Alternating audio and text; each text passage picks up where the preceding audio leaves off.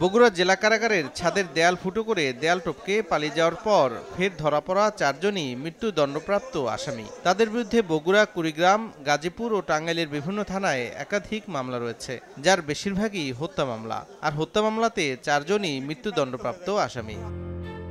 এদের মধ্যে জাকারিয়ার বাড়ি বগুড়ার কাহালু উপজেলায়। 2012 সালের 5 এপ্রিল বগুড়ার কাহালু পাইলট উচ্চ বিদ্যালয়ের 7ম শ্রেণীর ছাত্র 11 বছর বয়সী নাইমুল ইসলাম নাইমকে মুক্তিপণের দাবিতে অপহরণ করা হয়। পরবর্তীতে মুক্তিপণের টাকা দিতে দেরি হওয়ায় ও আসামিদের চিনে ফেলায় শিশুটিকে শ্বাসরোধ করে হত্যার পর নিজেদের ইটভাটায় আগুনে পুড়িয়ে ফেলা হয়। এই মামলার আসামি জাকারিয়া কাহালু পৌরসভার মেয়র আব্দুল মান্নানের ছেলে। 2017 সালের 25 জানুয়ারি মামলায় জাকারিয়াকে মৃত্যুদণ্ডের রায় দেন আদালত। তবে 11 বছর পলাতক থাকার পর 2023 সালের 6 জুন নিজ বাড়ি থেকে তাকে গ্রেপ্তার করে পুলিশ।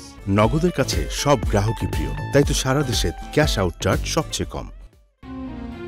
আরেক আসামি ফরিদ শেখের বাড়ি বগুড়া সদরের পশ্চিমপাড়া গ্রামে। জায়গা জমি নিয়ে ইয়াকুব আলী শেখের সঙ্গে বাদশা শেখের পরিবারের বিরোধ চলে আসছিল।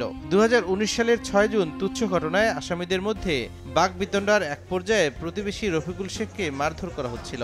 এ সময় ভাতিজা কিশোর আলামিন তাকে বাঁচাতে যায়। তখন ফরিদ শেখ হাতে থাকা ধারালো অস্ত্র দিয়ে আলামিনের পেটে আঘাত করে। পরে হাসপাতালে নিলে চিকিৎসক তাকে মৃত ঘোষণা করেন। এ ঘটনায় করা মামলায় 2023 সালের 9 নভেম্বর ফরিদ শেখকে মৃত্যুদণ্ডের রায় দেন আদালত।